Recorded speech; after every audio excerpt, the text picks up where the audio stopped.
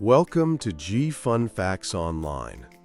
Deep beneath our feet, in water-filled caves cloaked in perpetual darkness, evolution is conducting some of its most fascinating experiments. The subjects are cavefish, creatures that have mastered life in one of the most extreme environments on Earth.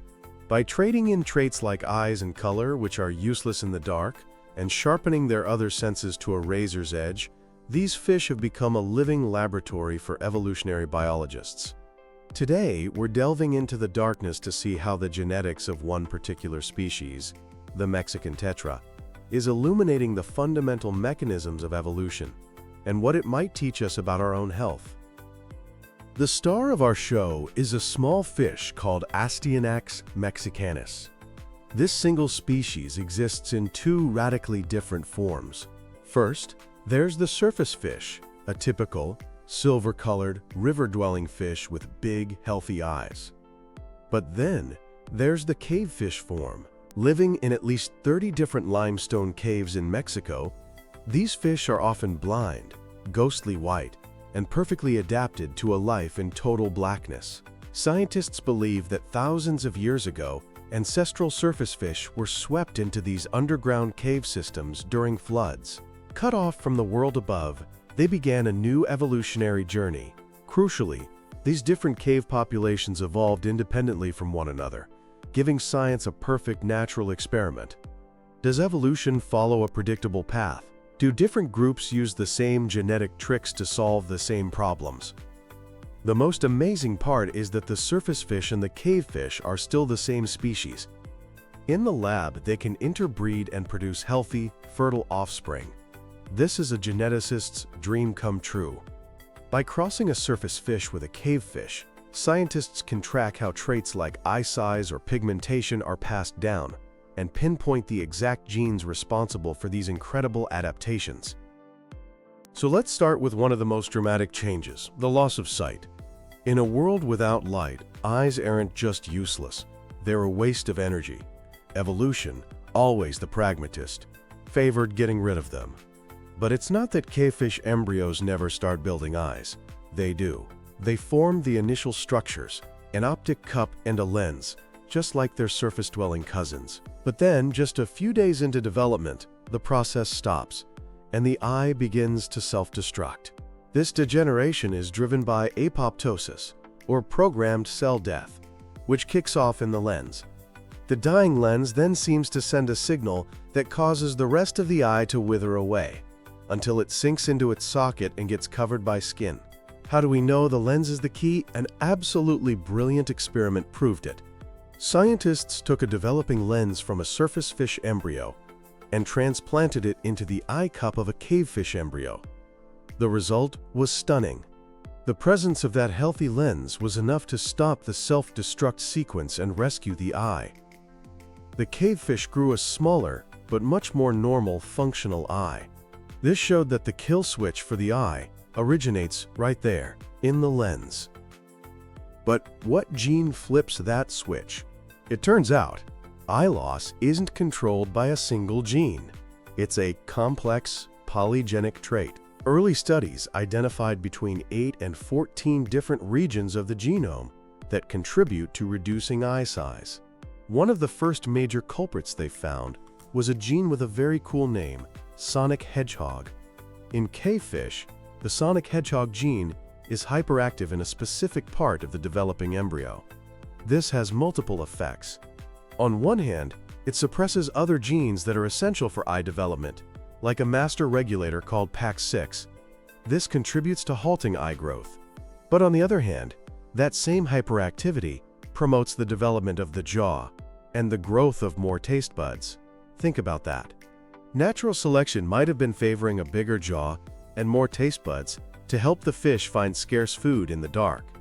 The loss of the eyes could have been an indirect collateral consequence of adapting to find food more efficiently. More recently, another piece of the puzzle fell into place. A 2020 study identified a mutation in a gene called CBSA. This mutation messes with the development of blood vessels, preventing proper blood flow to the growing eyes. The starved eye tissue hemorrhages and withers away, What's really fascinating is that a mutation in the human version of this same CBSA gene causes a serious disorder called homocystinuria, leading to vision problems and strokes. The fact that cavefish thrive with this mutation suggests they've evolved ways to counteract the negative effects, a discovery that could one day help us treat the human disease. And there's even another layer: epigenetics. These are chemical tags on DNA that can switch genes on or off without changing the DNA sequence itself. In cavefish, many of the genes needed to build an eye are silenced by a process called DNA methylation. It's like a genetic light switch has been flicked to the off position, shutting down the entire program for eye development. Parallel to losing their eyes, many cavefish populations have also lost their pigment, becoming albino. In the dark, camouflage is pointless, and producing melanin is another metabolic cost that can be cut. By crossing fish from two different albino cave populations, scientists made a key discovery. In many cases, the same gene was responsible. The gene is called OCA2. Different cave populations, like those from the Pashan and Molino caves, have different mutations. A slightly different piece of the gene is broken in each, but they both target the same gene to achieve the same result: albinism. This is a perfect example of convergent evolution at the molecular level. To prove it, researchers used the gene editing tool CRISPR-Cas9 to deliberately break the OCA2 gene in normal, pigmented surface fish. The result? They created albino surface fish, confirming the gene's function. And just like the Sonic Hedgehog gene, OCA2 has more than one job. In a truly mind-bending twist, mutations in OCA2 are also linked to one of the cavefish's most bizarre adaptations: sleep loss. We'll come back to that. But for now, it means that selection for either trait, maybe sleeplessness was advantageous for constant foraging, could have dragged the other trait along for the ride. But evolution in caves isn't just about losing things. To survive, cavefish had to gain a whole new toolkit for life in the dark. With vision gone, other senses were dialed up to 11. One of the biggest upgrades was to their mechanosensory lateral line system. This is a series of sense organs called neuromasts that all fish have to detect water movement and pressure changes. Cavefish have evolved a greater number of these organs, and they are larger, especially on their head and around the area where their eyes used to be. This souped-up sensory array allows for a unique behavior called vibration attraction behavior. If you create a vibration in the water which might mimic the movement of prey, a cavefish will actively swim towards it. A surface fish, on the other hand, will usually flee, thinking it might be a predator. This change in behavior is a huge advantage for hunting in the dark. Genetic mapping has shown that the regions of the genome that control eye size and the number of these vibration-sensing neuromasts are clustered together. This suggests an evolutionary trade-off. As selection favored a better vibration-sensing system, it may have directly contributed to the loss of the eyes. Beyond vibrations, their senses of smell and taste are also superior. They have a larger olfactory bulb in the brain and more taste buds, allowing them to sniff out the tiniest scraps of food in a nutrient-poor world. And their metabolism is nothing short of a superpower. Caves are feast-or-famine environments. To cope, cavefish have become incredibly resistant to starvation, able to survive for a year or more without eating. When food does appear, they engage in hyperphagia, or binge eating, and are extremely efficient at storing that energy as body fat. Here's where it gets really interesting for us humans. To achieve this, cavefish have evolved a state that would be considered a disease in people. They have naturally high blood sugar and are insulin resistant, similar to what you see in type 2 diabetes. A mutation has been found in their insulin receptor gene that's similar to one found in some human patients with metabolic syndrome. But here's the key: the fish are perfectly healthy. They show no signs of the chronic inflammation or tissue damage that these conditions cause in humans. They are a natural model of how to be obese and diabetic, yet completely healthy. By studying the genetic tricks that protect them, scientists hope to find new ways to treat metabolic diseases like diabetes and obesity in people. For example, a specific version of a gene called MC4R, which regulates appetite, is associated with the cavefish's constant hunger and starvation resistance, but this gene is also present at low levels in surface fish populations.